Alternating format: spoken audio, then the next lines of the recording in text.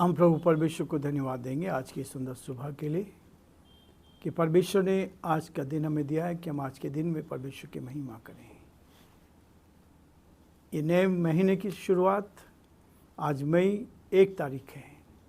परमेश्वर का धन्यवाद हो कि परमेश्वर ने पिछले पूरे महीने हमें संभाला, हमारी मदद की, उसका दया का हाथ हमारे साथ रहा। इसके लिए हम परमेश्वर पिता को दिल की गहराई से धन्यवाद देते हैं। और आप सभी को भी मैं धन्यवाद देना चाहता हूं कि आप बराबर हमारे साथ जुड़े हुए हैं, प्रार्थना कर रहे हैं, और न केवल प्रार्थना कर रहे हैं परंतु अपने सहयोग को भी हमें भेज रहे हैं। प्रभु आप सबको बहुत आशीष दे और आपके परिवार पर आशीष बनी रहे और आप बहुतों के लिए आशीष का, आनंद का कारण बनते चले जाएं। आज के दिन की शुरुआत हम प्रभु के इस वचन के साथ करना चाहते हैं। जो समय प्रभु ने हमें दिया है, थोड़े समय में हम प्रभु की उपासना कर सकें, उसकी महिमा कर सकें, और समय को ध्यान में रखते हुए आज सुबह के वक्त जो परमेश्वर ने हमें दिया है हम उसकी आराधना कर सकें। हम प्रार्थना करेंगे ताकि प्रभु की आशीष आप पर, आपके पूरे परिवार पर बना रहे और हम सब एक दूसरे को प्रभु में उठा सकें। जीवते और सच्चे विश्वास के योग्य परमेश्वर, आज की सुंदर सुबह के लिए आपको धन्यवाद धन्यवाद धन्यवाद। ये सुंदर सुबह प्रभु आपके द्वारा में मिली है कि हम आपके चरणों में आ जाएं। इस महीने की शुरुआत करने का सौभाग्य आपने दिया। 1 मई के लिए हम धन्यवाद देते हैं, पिछले पूरे महीने के लिए धन्यवाद देते हैं। प्रभु आपने 1 अप्रैल से लेकर 30 अप्रैल तक संभाला, अपनी आशीष से भरपूर किया और हमें सौभाग्य दिया प्रभु, ताकि हम नए महीने में प्रवेश करके आपके नाम को धन्य कह सकें।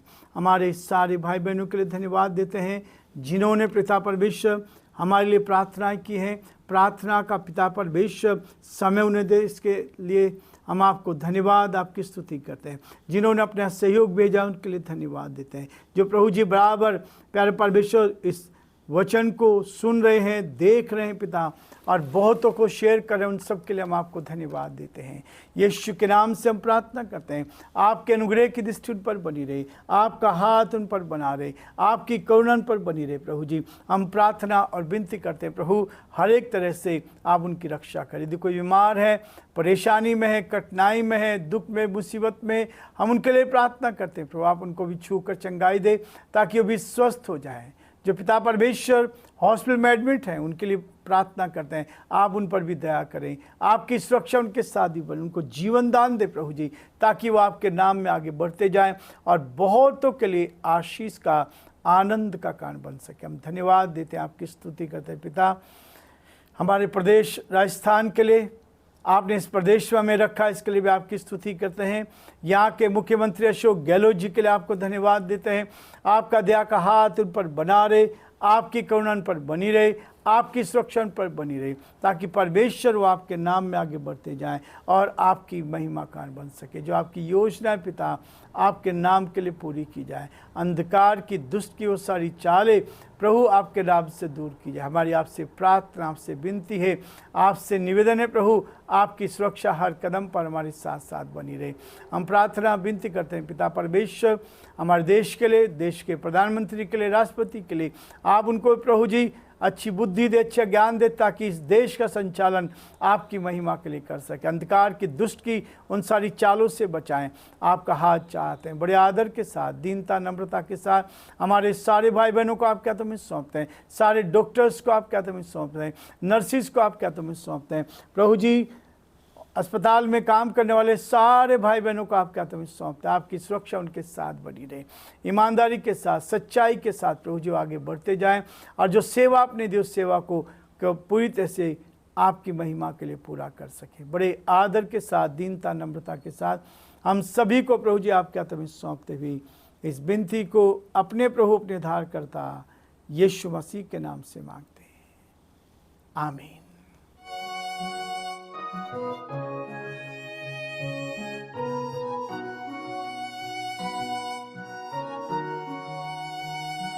कलवरी के पास खड़ा हो, खून की धारा देखता जा, तेरे पापों का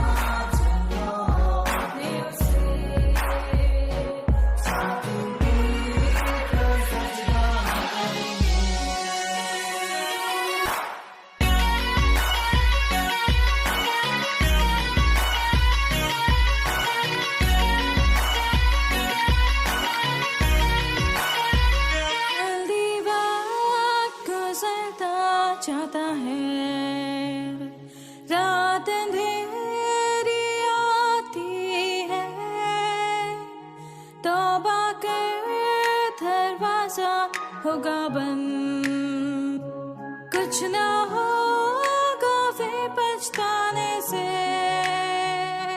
तौबा कर दरवाजा होगा बंद, कुछ ना होगा फिर पछताने से।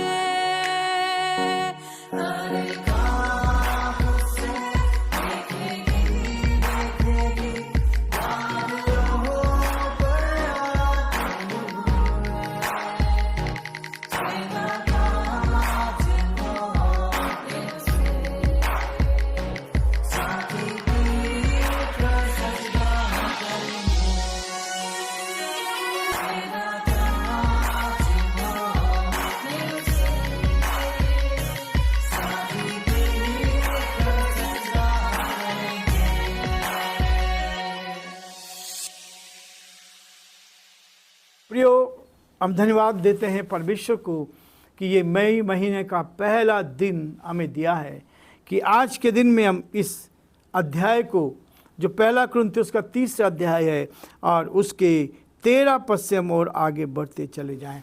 हमने इस बात को सीखा था, तो हर एक का काम प्रकट हो जाएगा। जब प्रभु आएगा, प्रभु की सामर्थ प्रकट होगी, जो काम हमने किए हैं वो सारे काम प्रकट किए जाएंगे।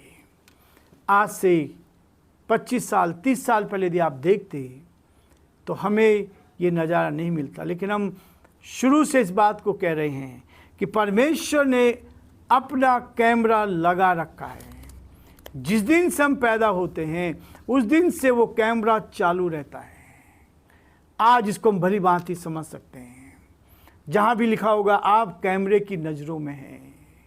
प्रियो, आज अपने आप के सामने इस बात को कह के देखें, हम परमेश्वर के कैमरे के सामने हैं। वो हमारी सारी कमजोरी को जानता है, हम क्या कर रहे हैं वो जानता है, आज के दिन में हम क्या करेंगे उस चीज़ को वो जानता है। इसलिए वो 13 पद में कहता है, तो हर एक का काम प्रकट हो जाएगा, हर एक का काम प्रकट हो जाएगा, क्योंकि वह दिन उसे बताएगा।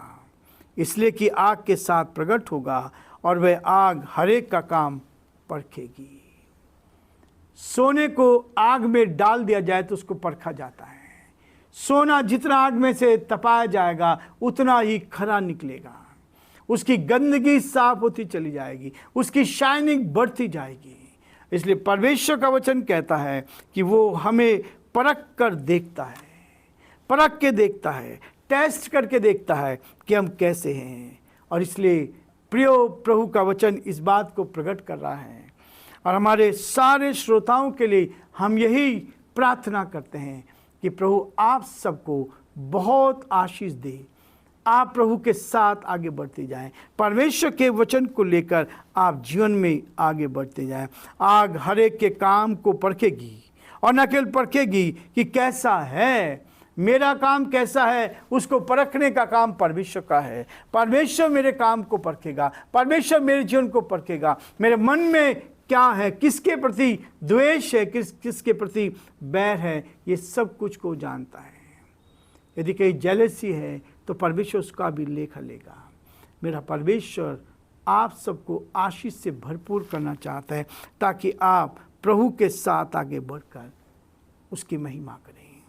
14 पद में लिखा है, जिसका काम उस पर बना रहेगा वह स्थिर रहेगा, वह मजदूरी पाएगा। परमेश्वर का धन्यवाद। ये मजदूरी क्या है प्रियो? परमेश्वर ने कहा, मैं तुम्हें जीवन का मुकुट दूंगा। ये मेरी और आपकी मजदूरी है। परमेश्वर आपके सर के ऊपर मुकुट बांधना चाहता है, आपके मुकुट को ऊंचा उठाना चाहता है, ताकि आपका मुकुट ऊंचाई पर बढ़ता चला जाए, कोई उसको छीनने ना पाए, कोई उसको छीनना ना पाए। इसलिए परमेश्वर का वचन बहुत स्पष्ट तरीके से कहता है। प्रकाशित वाक्य उसका 3 अध्याय और 11 पद में कह रहा है, मैं शीघ्र ही आने वाला हूँ, मैं शीघ्र ही आने वाला हूँ। जो कुछ तेरे पास है उसे थामे रहे। जो कुछ परमेश्वर ने दिया है, परमेश्वर हमें जीवन का मुकुट देता है। जीवन के मुकुट के लिए कह रहा है, जो कुछ मैंने तुझे दिया है उसे थामे रहे कि कोई तेरा मुकुट छीन ना ले। इस मुकुट को छीनने के लिए, इस आदर को, इस सम्मान को छीनने के लिए, मुकुट का मतलब है आदर, मुकुट का मतलब है परमेश्वर की ओर से आदर सम्मान मिलता है। इसलिए प्रकाशित वाक्य का लेखक कहता है कि कोई तेरे मुकुट को छीन ना ले, कोई तेरे मुकुट को छीन ना ले। प्रियो, परमेश्वर आपको आदर सम्मान देना चाहता है। परमेश्वर आपको ऊंचाई पर ले जाना चाहता है, और न केवल ऊंचाई पर ले जाना चाहता है, परंतु कहता है वो हमारे कामों को परखना चाहता है, हमारे कामों को परखना चाहता है। जिसका काम उस पर बना रहेगा वो स्थिर रहेगा और मजदूरी पाएगा। मजदूरी का मतलब है आपको जीवन का मुकुट देगा। प्रियो, ये जीवन का मुकुट है जो अनंत काल के जीवन के लिए आपके साथ रहेगा।